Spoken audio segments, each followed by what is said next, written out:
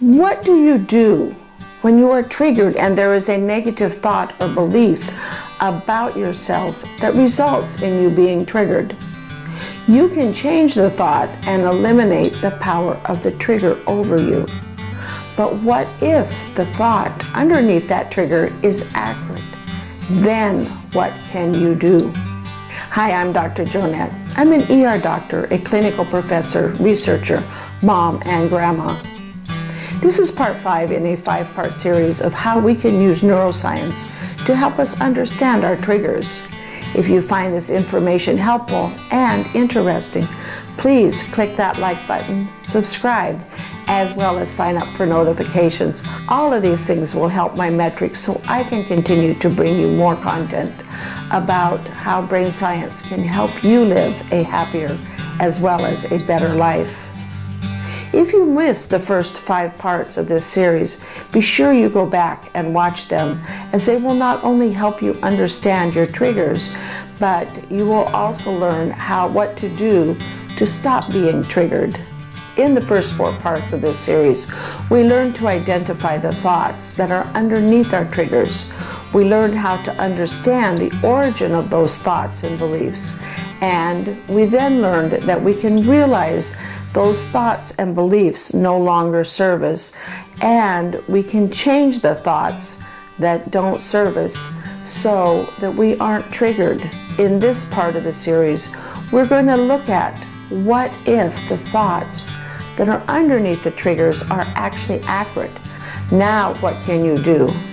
What you can do is change your behavior.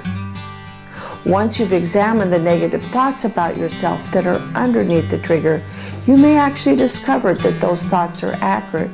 And when this happens, it is now time to change your behavior. With intention and persistence, you can change your behavior, and once you change your behavior, you will no longer be triggered because the negative thought will be gone, and you will increase your self-worth in the process. Let's imagine that you believe resilience, respect, getting a good education, as well as hard work are all essential skills that you want to give your child. These are the values that you want your child to have, as well as the things that you value for yourself. Now, suppose that you fail to instill these values in your child, and your critical thoughts about yourself may be true. In other words, you may not be actually teaching your child or providing them with what they need to learn those values. I get it. Parenting is exhausting as well as a huge challenge, and there are many days that it takes all of the energy that you have just to get food on the table, get your child out the door in the morning, as well as make sure that they went to bed early enough to get a good night's sleep. And as a result, you end up being chronically exhausted, and you don't have the energy or focus to teach your child these values. A part of you realizes that these values are essential, and you know that you want to help your child learn them. However, due to a variety of reasons, you may neglect to teach your child those values that you want them to learn. And when this happens, it will impact your self-worth. You may beat up yourself and have negative thoughts about yourself because you aren't meeting your expectations. Brain science actually sheds some light on why this is. Why it is so hard for us to change a negative behavior that we know no longer serves us. One of the reasons that we struggle to change our behaviors or do something that we know is important to do is the way our brains are wired. When our brains are faced with a task that requires a lot of effort or discomfort, our brain's natural response is to resist. This is because our brain associates pain or discomfort with potential harm or even danger. It is a survival instinct that has been hardwired into our brains throughout evolution. Additionally, our brains are also wired to seek immediate rewards over long-term benefits, What this means is that when we're faced with a choice between doing something that will bring immediate gratification versus something that will benefit us in the long run, our brain will almost always choose the former. This is known as the delay discounting effect.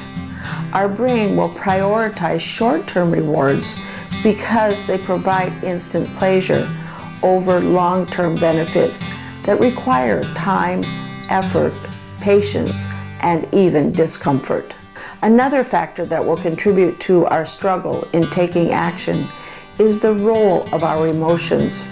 Our emotions play a significant role in decision-making as well as in our motivation. When we don't feel motivated or inspired to do something, it just becomes much harder to take action. Emotions such as fear or anxiety or even boredom can hinder our ability to start or complete an important task because they create a feeling of discomfort in our bodies. And it is this discomfort that then creates our cycle of procrastination or avoidance that leaves us feeling upset at ourselves for not doing what we know we want to do and is important to us and to teaching our child those values. Let's take an example.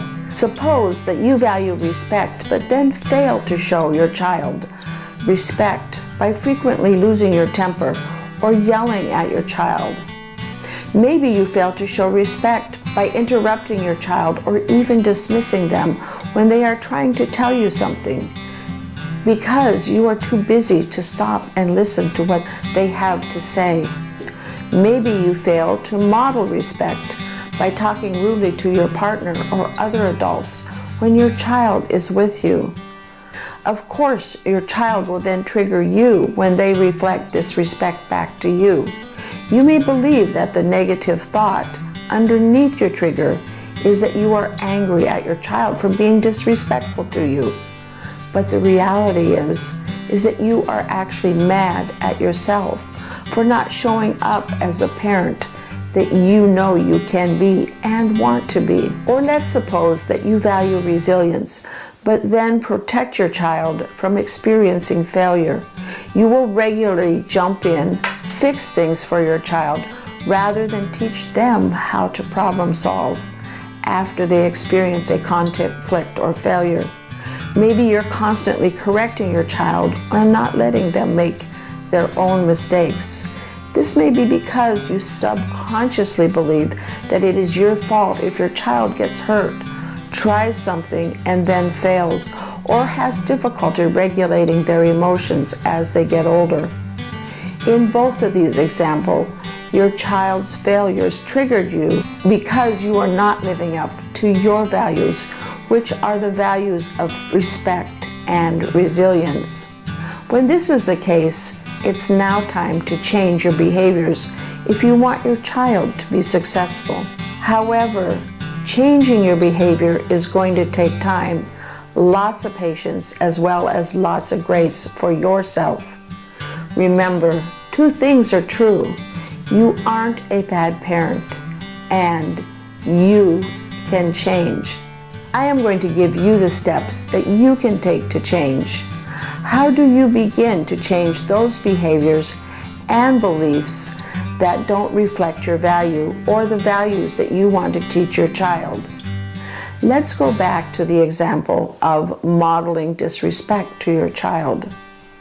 Before you can begin to change the behavior, think about how you can respond instead of reacting if a coworker or your child does something that triggers you.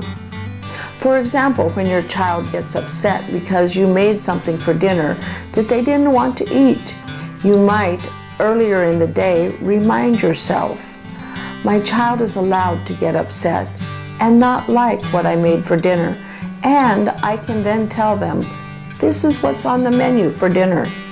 They can still be upset, but it doesn't change your dinner menu. I call this emotional pre-wiring. What you are actually doing is pre-wiring your brain earlier in the day for how you want to respond when a triggered emotion starts to build.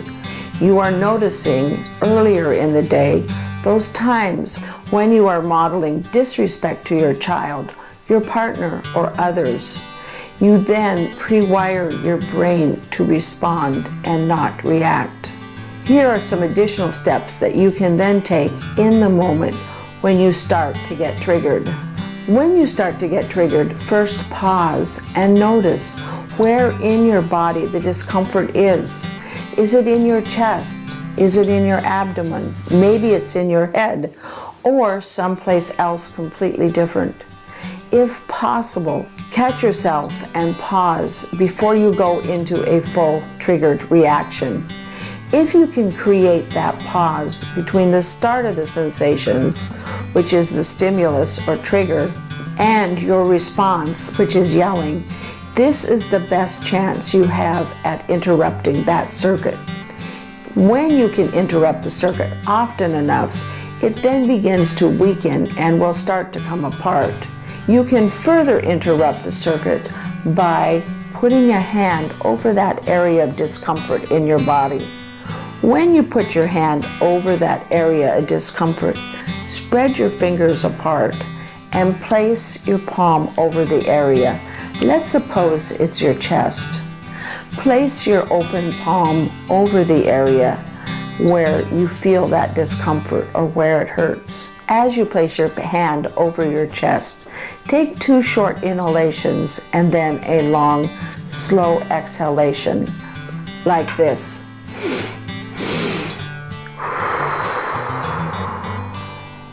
And during that long exhalation, tell yourself, I am a good parent and my child is a good kid. When you do this, it is like you are telling that part of you that is hurting, it's going to be okay. When you do this, visualize your hand as bringing love and healing to that part of you that is hurting. If you want to teach your child resilience and emotionally pre-wire your brain to not problem solve for your kids and instead work with them, letting your child make mistakes and fail helps them learn to tolerate the discomfort of making those mistakes. When they learn to tolerate the discomfort, this helps them see a challenge as an opportunity to grow and learn something new. Change takes time, sometimes months. Brain science research has shown that it may take up to a minimum of 2 months of consistent daily effort to unwire an old trigger circuit and replace it with a different circuit for your new desired behavior. This is a minimum amount of time, and depending on the trigger, it may take longer. So be patient. If you're triggered and blow it, that's okay. You can always go to your child, your spouse, or your coworker and repair. Repair with your child might sound something like this. You know, I've been thinking about earlier when I yelled at you. I'm sorry I yelled at you. That must have been so scary for you. I'm working on not yelling, and I want you to know that when I yell, it is never your fault. I love you. And as you slowly make those changes and see the positive changes in your child, you can then begin to respect yourself. When your behaviors align more and more with your values, your triggers will start to dissipate. And when you do everything that you can to raise your children to be respectful, resilient, get those good grades, as well as work hard, you will now have your self-esteem back. You will be triggered less, and eventually many of your triggers will disappear. Yes, there will still be times when you are triggered and you feel that old, now not so familiar rush of negative emotions. When you become self-aware, you will notice when the triggered thoughts or beliefs are present. You will notice when your body is starting to react, and in the moment you will be able to decide whether you want to react with anger or respond with the steps that I outlined. When you respond and don't react, you will now be free to connect with your child as well as the people in your life and align yourself with your values that now serve you and your children. Everyone has triggers, and before you can transform a trigger from being your subconscious negative thought or belief about yourself into wisdom for dealing with others, you first have to understand why and how those triggers were created. During these last 5 episodes, I've outlined for you how your triggers are created, what you can do with your triggers, and how you can transform them. If you found this information valuable, please help my metrics by clicking that subscribe button, like, and sign up for notifications so that I can continue to share with you more of this type of valuable information. Thank you for watching, and for more information about how you can use neuroscience as well as your brain to change your behavior, go to my website at drjonette.com.